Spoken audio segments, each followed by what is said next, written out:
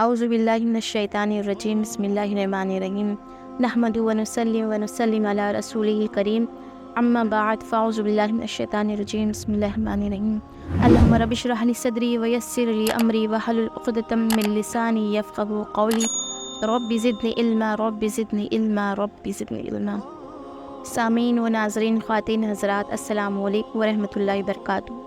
اب تک کی ویڈیو میں ہم نے یہ جانا کہ آپ صلی اللہ تعالیٰ علیہ وسلم کی آمد سے پہلے سرزمین عرب میں مذہب کے نام پر توہم پرستی، شرک، یہودیت اور نصرانیت اپنی اپنی منمانیاں کرنے لگے۔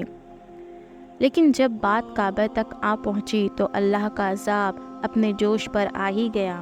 یہ واقعہ اس وقت کا ہے جب ابراہہ اپنے کلیسیا میں کی گئی غلط حرکت کا بدلہ لینے کے لیے، نعوذ باللہ، کعبہ کو گرانے کے لیے عرب کے حبشہ مقام سے ہوتا ہوا مکہ کی طرف آ رہا ہے۔ اس کا مقصد یہ تھا کہ لوگوں کو کعبے کی طرف رخ کر کے عبادت کرنے کی بجائے یمن میں واقع کلیسیا کی طرف رخ کر کے عبادت کرنے پر آمادہ کرنا تھا۔ اس ناپاک اور برے ارادے کو لے کر وہ شہر مکہ کی طرف سن 571 عیسوی میں 60,000 فوج اور 13 ہاتھی کے لشکر کے ساتھ داخل ہونے کے لیے آگے بڑھ رہا تھا۔ یہ واقعہ آپ صلی اللہ تعالیٰ علیہ وسلم کی آمد والے سال، بلکہ آپ صلی اللہ تعالیٰ علیہ وسلم کی آمد سے کم و بیش 50 دن پہلے کا ہی ہے، جب ابراہہ عرب کے الگ الگ مقام سے ہوتا ہوا شہر مکہ کی طرف بڑھ رہا تھا۔ اس نے اپنے چند دستوں کو حکم دیا کہ مکہ کے قریب میں لوٹ مار کرو، اور قریش کے بہت سے مویشی بھی اس نے اٹھا لیے، جن میں مکہ سردار اور آپ صلی اللہ تعالیٰ علیہ وسلم کے دادا حضرت عبد المطلب بن ہاشم کے 200 اونٹ بھی شامل تھے۔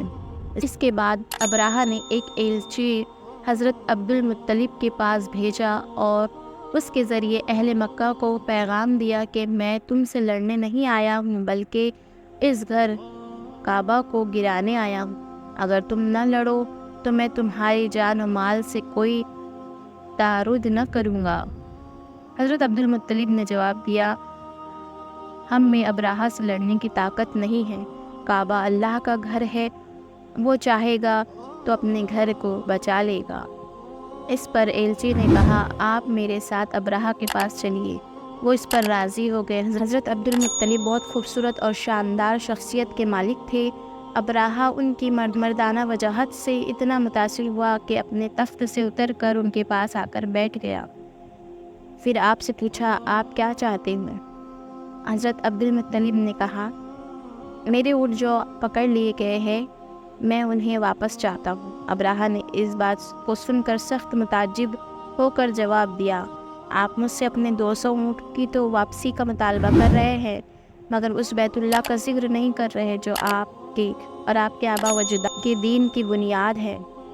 میں اسے گرانے آیا ہوں، مگر آپ کو اس کی کوئی فکر نہیں۔ یہ سن کر حضرت عبد المطلب نے کہا، ان اونٹوں کا مالک میں ہوں اور اس کعبے کا مالک میرا اللہ ہے، وہ اس کی حفاظت ضرور کرے گا، کیونکہ مجھ میں اتنی طاقت نہیں، اب میں بوڑھا ہو چکا ہوں کہ تم سے لڑوں، میرا اللہ ہی اس کعبے کی حفاظت کرے گا۔ حضرت عبد المطلب نے اہل مکہ سے کہا کہ ہم میں ابراہہ سے لڑنے کی طاقت نہیں ہے، تو آپ سب اپنے بال بچوں اور مویشیوں کو لے کر پہاڑوں میں چلے جائیں تاکہ ان کا قتل عام نہ ہو سکے۔ پھر جب قریش کے سردار سمیت سبھی لوگ پہاڑوں میں چلے گئے، اس کے بعد حضرت عبد المطلب چند قریش سرداروں کے ساتھ خانہ کعبہ کے سامنے روبرو ہو کر دعا کرنے لگے، الہی، بندہ اپنے گھر کی حفاظت کرتا ہے، تو بھی اپنے گھر کی حفاظت فرما۔ کل ابراہہ کا صلیب اور اس کی تدبیر تیری تدبیر پر غالب نہ آنے پائے۔ صلیب کے آل کے مقابلے پر آج اپنی آل کی مدد فرما۔ اے میرے رب، تیرے سوا میں ان کے مقابلے میں کسی سے امید نہیں رکھتا ہوں۔ اے میرے رب، ان سے اپنے حرم کی حفاظت فرما۔ یہ دعائیں مانگ کر حضرت عبد المطلب بھی سرداران قریش کے ساتھ باقی اہل مکہ کے پاس پہاڑوں میں چلے گئے۔ دوسرے روز ابراہہ نے مکہ پر حملہ کا حکم دیا اور وہ مکہ میں داخل ہونے کے لیے آگے بڑھا، مگر حیرت انگیز طور پر اس کا ایک خاص ہاتھی محمود مکہ کی طرف چلنے کی بجائے یکایک وہیں بیٹھ گیا اور بے پناہ کوشش کے باوجود بھی اپنے جگہ سے نہ ہلا۔ جب اس کا منہ شام کی طرف کیا جاتا تو اٹھ کر چلنے لگتا اور یمن کی طرف کیا جاتا تو ادھر بھی دوڑنے لگتا، مگر مکہ کی طرف اسے چلانے کی کوشش کی جاتی تو 1 انچ ادھر سے ادھر نہ ہوتا۔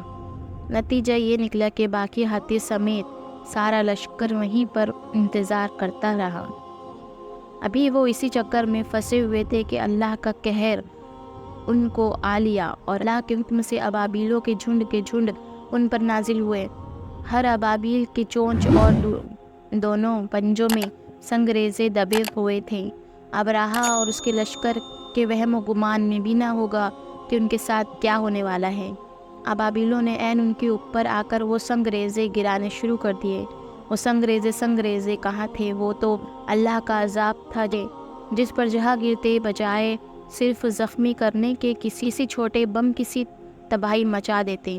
اللہ کے گھر پر حملہ کرنے کی جرأت کرنے والوں کے لیے کہیں کوئی جائے پناہ نہ تھی۔ تھوڑی ہی دیر میں ابراہہ اپنے 60,000 کے لشکر اور 13 ہاتھی سمیت سنگریزوں کی اس بارش میں اپنے انجام کو پہنچا، اور یوں پہنچا کہ جیسے کھایا ہوا بھوسا ہو۔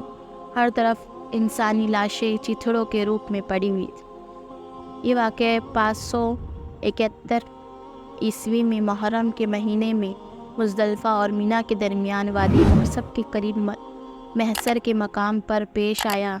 جس سال یہ واقعہ پیش آیا اہل عرب اسے عام الفیل کہتے ہیں، جبکہ اسی سال اس واقعے کے 50 دن بعد ہی آپ صلی اللہ تعالیٰ علیہ وسلم کی آمد مبارک ہوئی۔